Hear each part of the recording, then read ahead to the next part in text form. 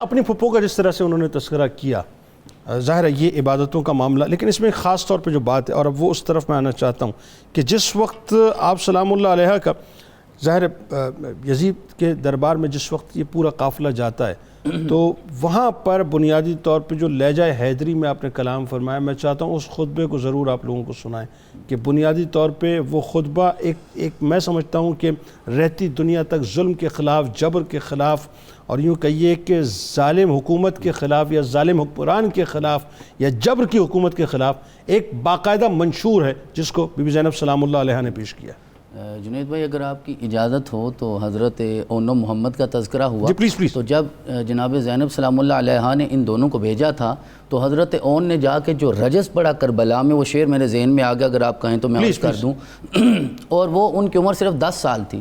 جناب اون بن عبداللہ بن جعفر کی۔ یہ رجز انہیں سکھا کے حضرت سیدہ زینب نے بھیجا تھا، اور وہ رجز کیا تھا کہ جا کے کہو اور انہیں بتاؤ ان تنکرونی فانا ابن جعفر، اگر تمہیں میرا پتہ نہیں تو میں جعفر کا بیٹا ہوں۔ اور جعفر کون ہے؟ شہید و صدقن فی الجنان ازہر، جو صداقت کی وجہ سے شہید ہو کے آج بھی اعلیٰ جنتوں میں مزے لے رہے ہیں، اعلیٰ جنتوں میں، اور وہاں کیا کیفیت ہے؟ یطیر فیہا بجناح اخضر، اللہ نے انہیں سبز پر عطا فرمائے ہیں اور وہ جنت میں پرواز کر رہے ہیں۔ کفا بہذا شرفن فی المحشر، اور ہمارے لیے محشر میں یہ شرفی بہت ہے کہ اللہ نے ہمیں جعفر کی اولاد میں سے پیدا فرمایا ہے۔ تو یہ بہادری اور شجاعت آپ نے اپنی اولاد کو بھی سکھائی، اور جناب امام کی بارگاہ میں عرض کیا کہ اگر یہ بچے ابھی 9-10 سال کے ہیں، وہ شجاعت نہیں، تو میں آپ کے علی اکبر کے صدقے کے طور پہ پیش کرنا چاہتی ہوں، تاکہ یہ بھی جب میدان میں جائیں گے اور قیامت والے دن میں بھی سرخرو ہو جاؤں گی۔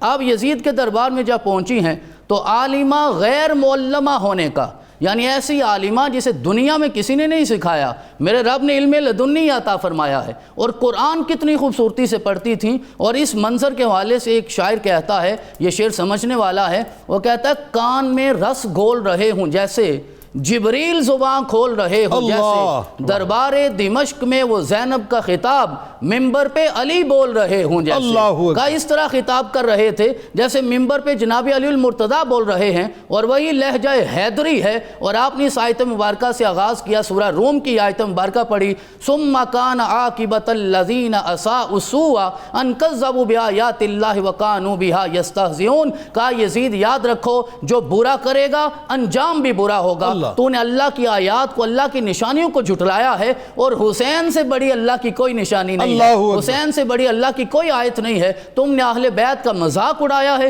تمہیں اپنا انجام بھگتنا ہوگا۔ پھر کہا اَظَّنَنْتَ یا یزید حِینَ خَذْتَ عَلَيْنَا أَقْطَارَ الْأَرْضِ وَضَيَّقْتَ عَلَيْنَا آفَاقَ السَّمَاءِ فَأَصْبَحْنَا لَكَ فِي إِصَارٍ نُسَاقُ إِلَيْكَ سَوْقًا فِي قِطَارٍ وَأَنْتَ عَلَيْنَا ذُو اقْتِدَارٍ وَأَنَّ بِنَا مِنَ اللَّهِ هَوَانًا وَعَلَيْكَ مِنْهُ كَرَامَةً وَإِمْتِنَانًا۔ کہا یزید کیا سمجھتے ہو، اگر ہم ظاہری قید کی صورت میں ہیں اور حسین کا سر انور کٹ کے نیزے کی نوک پہ چڑھا ہے، تو کیا زمین و آسمان ان آفاق کو، ان کی وسعتوں کو کیا تم اہل بیت پہ قید کر دو گے، ان کی وسعتوں کو تنگ کر دو گے؟ ایسا نہیں ہوگا۔ اگر آج تیرا ہے، کل بروز محشر سرور کائنات علیہ تحیۃ و ثنا جب حوض کوثر پہ ہوں گے، وہ جسے چاہیں گے جام عطا فرمائیں گے، تجھے یقیناً نصیب نہیں ہوگا۔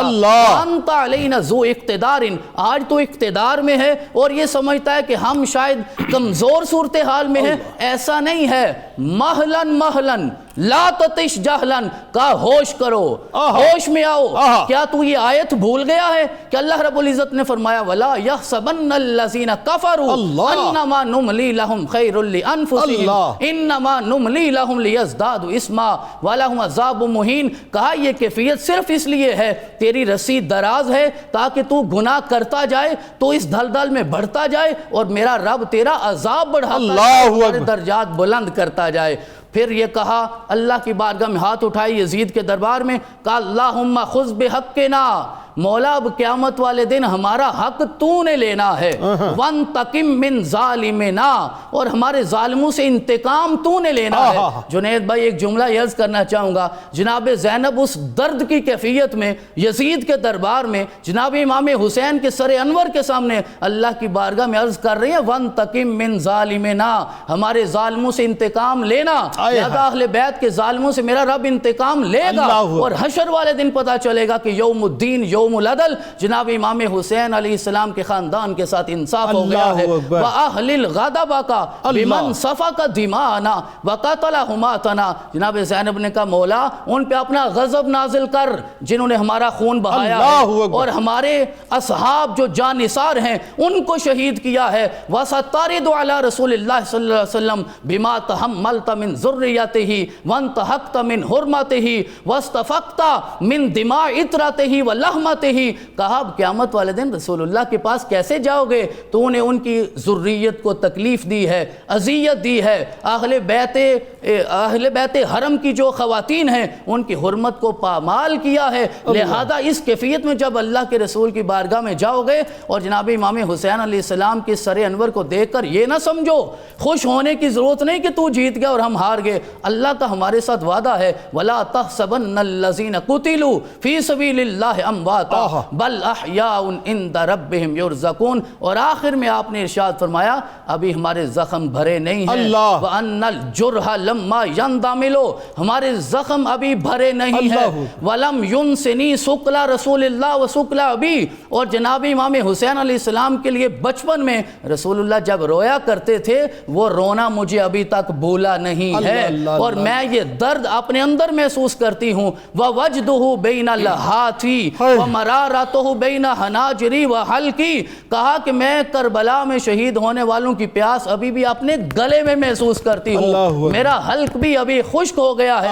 پھر آپ نے آخری اس جملے پہ کہا حسبک باللہ ولیہ وحاکما وبرسول اللہ خصیما وبجبریل ظہیرا، کہا میں یہ مقدمہ قیامت کے دن کے لیے اللہ کی بارگاہ میں کرتی ہوں۔ اللہ ہمارا ولی بھی ہے، اللہ ہمارا حاکم بھی ہے، رسول اکرم علیہ تحیۃ والسلام ہمارے وکیل بن کے آئیں گے اور جبریل گواہ بن کے آئے گا کربلا کا، اور اس دن فیصلہ ہو جائے گا کہ تب بھی حسین حق پہ تھے، آج بھی حسین حق پہ۔